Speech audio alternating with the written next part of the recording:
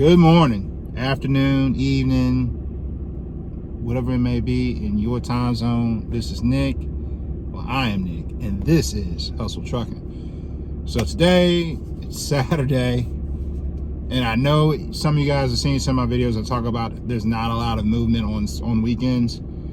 This is a direct customer with a very special, tried and true to her Corvette that was left to her by her father.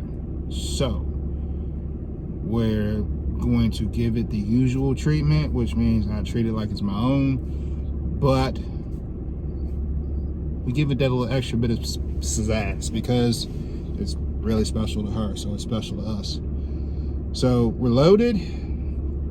We're gonna stop and get something to eat, get some fuel, because it's a low-key Saturday. I'm not in a rush because it's a Saturday. I'm going to take my time getting down there. We're heading south, and I'm going to actually have a little bit of a mini vacation because I'm not going to be able to come back home or find a load till Monday, which I already have found a load, but I cannot move it till Monday. So I'm going to lay low, maybe get a little R&R, check out, new area, and maybe make this like a fun video. We'll see what happens. I'm gonna get out and check my straps and actually give you guys the opportunity to see what we're working with. All right, here we go. 1966 Chevy Corvette Stingray. Let me know what you guys think. Wouldn't mind having me a little hot rod like this myself, but maybe one day. We're gonna work on moving cars for now. So, got all the extra parts in there. Apparently they're getting ready to do a little restoration on it. And all in all, man, she's pretty solid. All right, we made it. All in one piece. So, we'll wait on the customer, undo our straps, and put it in its new home. But we made it here, pretty good time. Unbeknownst to us, I guess we picked, I think a spring break weekend to do this. So it was a little bit of traffic, but we did all right. So now to unstrap and unload. And I'll tell you, man, like, it's kind of funny. Let me show y'all something. I'm gonna have to flip the screen. So I am not a Corvette guy by any means, but I was expecting with it to be as old as it was to be a solid axle. Well, surprise, surprise, it is not. I think it may be GM's first attempt at IFS. So you actually have two half shafts that look like two full-size drive shafts, and because you got to see the spring. This spring is supposed to be, I guess, their first try at a sway bar. It's literally a leaf spring to some bushings. I mean, it's kind of crazy to see how far we've come. I'm pretty sure back in the 60s, this was like state of the art. But we've come so far. All right, well, we're gonna get unloaded. Hey, morning. Well, we just woke up. I want to take some time to talk about how if you stick with your dream and you don't listen to what people say, you stand a chance to succeed. So, ironically enough, I'm coming up on a year being in business. And it's funny, this time last year, everything that I did was off of Central Dispatch. I was just hoping to make enough money to cover the insurance. Because like I always say, I'm a part-time guy. So fast forward a year and I'm doing better than expected. I'm grateful and blessed. When I say that, this is what I mean. I went from relying solely off Central Dispatch to I now have people that refer me. The vet that I just did, I was referred.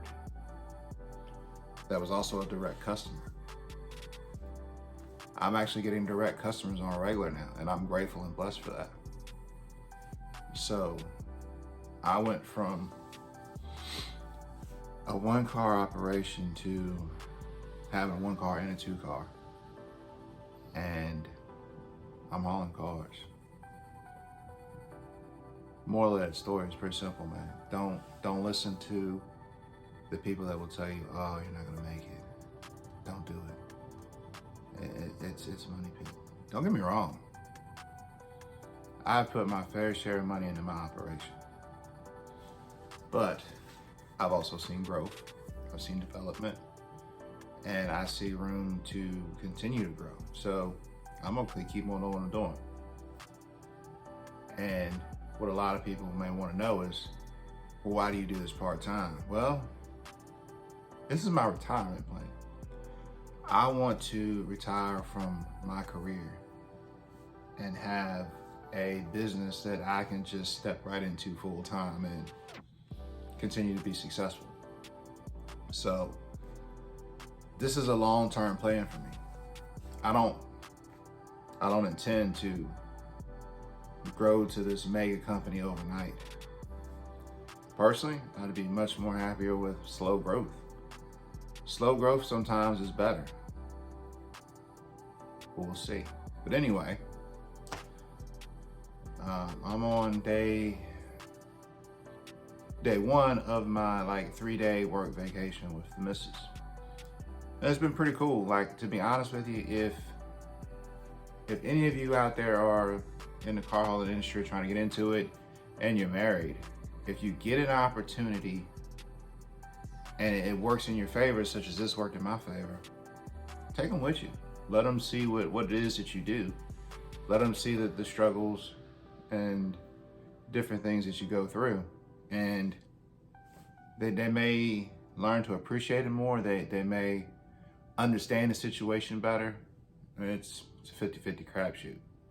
But my particular situation this time around, I got a heck of a hookup from the hotel. Not in a discount or anything, but so when we got here last night, apparently there had been a volleyball team that was here before us, and they had reserved off 9 parking spaces for the bus. Well, I saw the cones and parked there. I figured I'd go in and ask. So I went in and asked, and they're like, yeah, just leave the cones there and you can park right there. So that's win number 1 for Hustle Trucking. And then they gave us our room, and we came up to the 3rd floor and got to our hotel room. And hang on, I'll show you the next benefit I got. So I can look right out the window and see my rig.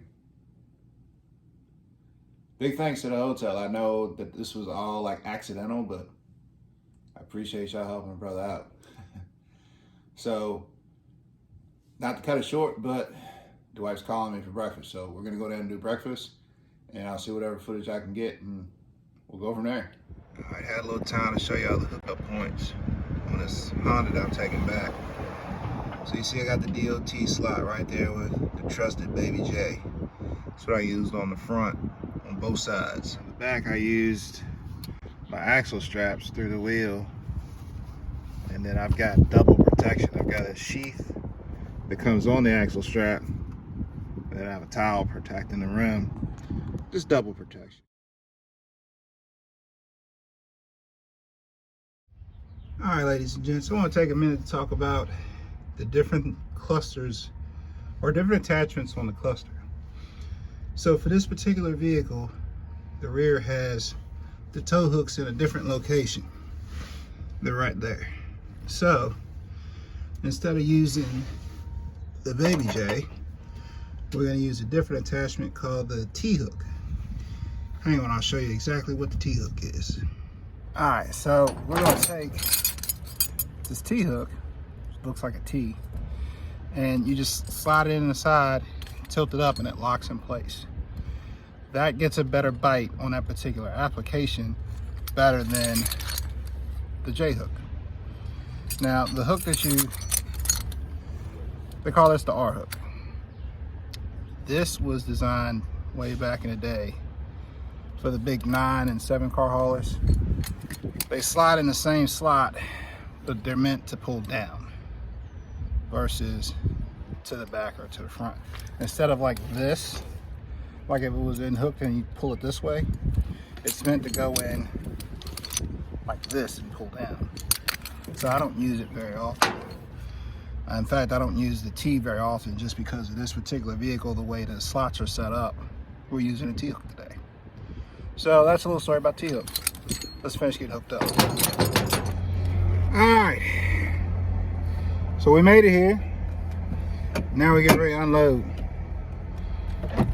So once you unstrap, get in, get it started up.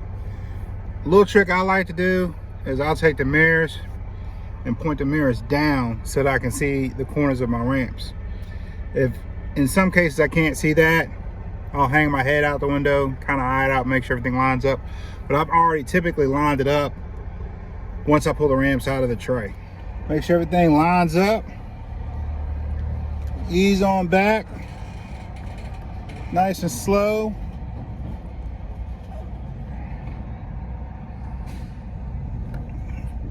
Rear wheels on the ground.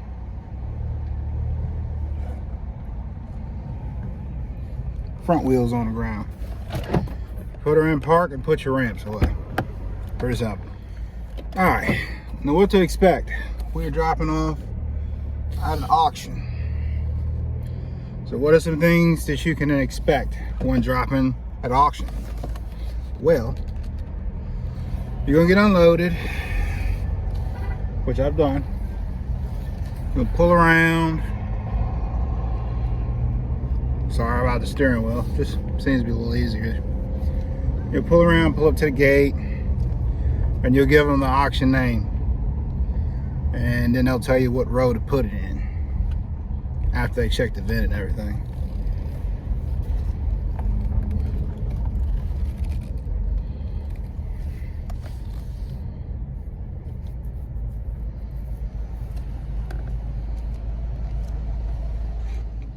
Just rows and rows and rows of cars. We're gonna pull up behind this BMW. Put her in park, you can leave the keys in it. And that's gonna be a wrap. All right, it brings another run to an end. I hope I answered some questions. Hopefully it helps you out with some things and helps you figure out some things. Hopefully you learned something. If you didn't, cool. I appreciate you checking out the channel and checking out the video. And as always, like, subscribe, hit the bell, and I will catch y'all on the next one. Take care.